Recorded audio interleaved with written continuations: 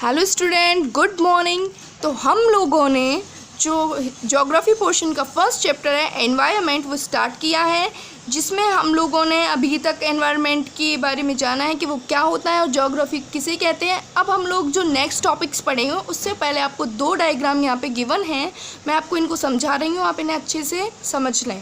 पहला डायग्राम यहाँ पे मैंने अर्थ का शो किया हुआ है, जिसमें कि मैंने उसकी लेयर्स को शो किया हुआ है। फर्स्ट लेयर को क्रस्ट कहते हैं, उसके अंदर वाली को मेंटल, उसके अंदर वाली को आउटर कोर और उसके अंदर वाली को इनर कोर कहते हैं। ये जो डायग्राम है हमारा, ये फिजिकल एनवायरनमेंट का डायग्राम है, जिसमें कि जो वाटर वाला एरिया है उसे हम हाइड्रोस्फीयर, अर्थ वाले एरिया को लिथोस्फीयर, एयर वाले एरिया को एटमॉस्फेयर, और जिसमें जितने भी लिविंग बींग्स होते हैं और जितने भी ट्रीज़ होते हैं, एनिमल्स होते हैं, वो सब बायोस्फीयर में आते हैं।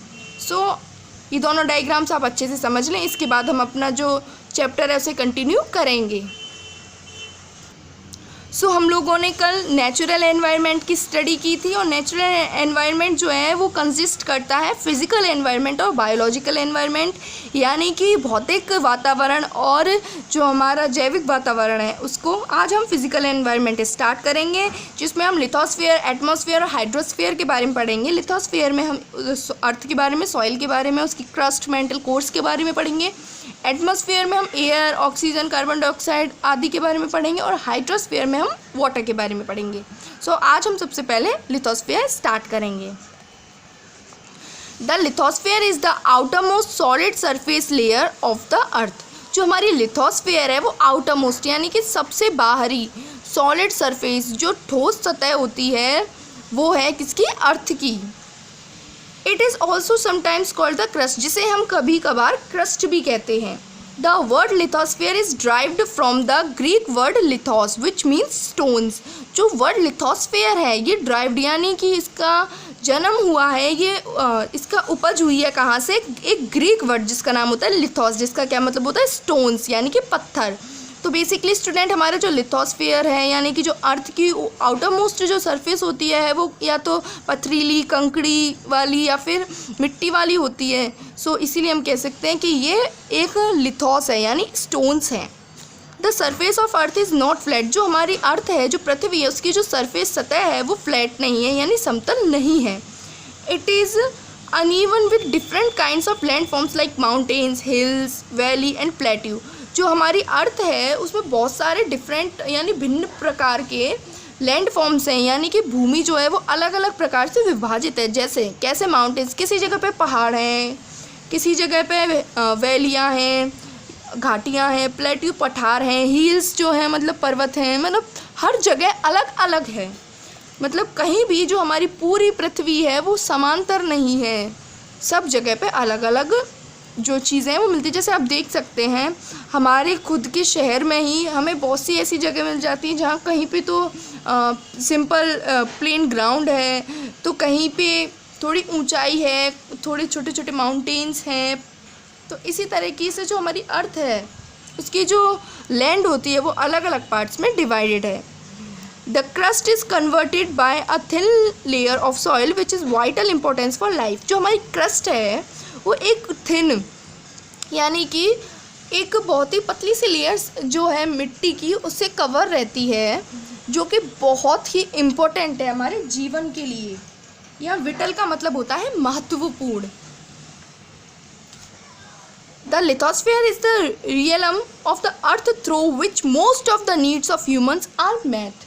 यानी कि जो लिथोस्फीयर हमारी जो होती है, यानी कि जो लिथोस्फीयर लेयर है हमारी अर्थ की, वो अर्थ के मतलब ह्यूमंस को जीने के लिए बहुत ही इम्पोर्टेंट है। यानी क्योंकि आप भी जानते हैं अगर अर्थ ही नहीं रहेगी यानी कि मिट्टी, स्टोन्स ही नहीं रहेंगे तो मनुष्य रहेगा कहाँ? जीवन कहाँ उत्पन्न होगा? कहाँ से उसे खाना प्राप्त होगा? यहाँ पे कुछ पॉइंट्स दिए हुए हैं कि land is needed for human settlement, के जो हमारी लिथोस्फीयर के हैं उसमें जो लैंड्स आती हैं और जो सॉइल आती है वो क्यों ज़रूरी है। पहला, land is needed for human settlement.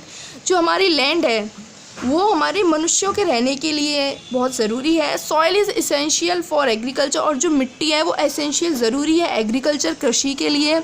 Industries get vital minerals and other raw materials from the lithosphere, और इंडस्ट्रीज़ जो हैं हमारी वो वाइटल मिनरल्स यानी कि महत्वपूर्ण जो खनिज होते हैं और जो और कच्चे माल हैं वो भी कहाँ से, लिथोस्फीयर से प्राप्त करते हैं। तो इसीलिए जो हमारी लिथोस्फीयर है वो बहुत ही इंपॉर्टेंट पार्ट है। अब हम पढ़ेंगे atmosphere. The layer of air that surrounds the earth is called atmosphere. जो हमारी अर्थ है उसके आसपास जो लेयर बनी हुई है एयर की यानी हवा की, उसको क्या कहते हैं, atmosphere. The atmosphere is a mixture of gases. जो एटमॉस्फेयर है वो हमारा मिक्सचर है, यानी कि उसमें बहुत सारी चीज़ें मिली हुई हैं। कौन कौन सी चीज़ें मिली हुई हैं, गैसेज मिली हुई हैं, डस्ट धूल मिली हुई है, वाटर वेपर्स यानी पानी की बूंदें, वाष्प मिली हुई हैं। The word atmosphere is derived from the Greek word atmos which means vapours. जो वर्ड है हमारा एटमॉस्फेयर वो कहाँ से आया है, ड्राइव कहाँ से हुआ है, ग्रीक से। ग्रीक के एक वर्ड से जो क्या है, एटमस, जिसका मतलब क्या होता है, वेपर यानी वाष्प। The gravitational force of the earth hold the atmosphere around it. जो ग्रेविटेशनल फोर्स है, जो हमारा जो ग्रेविटी का जो फोर्स लगता है हमारी पृथ्वी पर, यानी कि जो गुरुत्वाकर्षण लगता है वो पृथ्वी को पकड़े रहता है और उसके एटमॉस्फेयर को आसपास बनाए रखता है। The atmosphere is useful to humans in different way. जो एटमॉस्फेयर है हमारा वो बहुत ही यूज़फुल, बहुत ही उपयोगी है मनुष्यों के लिए अलग अलग प्रकार से। It provide the life giving gas oxygen which inhale oxygen and exhale carbon dioxide. यानी कि जो एटमॉस्फेयर है वो हमें प्रोवाइड कराता है ऑक्सीजन गैस, O2 गैस, जो कि बहुत ही ज़रूरी है मनुष्यों के जीवन के लिए, क्योंकि वो ऑक्सीजन गैस को इनहेल यानी कि लेते हैं और एक्सेल छोड़ते हैं कार्बन डाइऑक्साइड को प्लांट के लिए।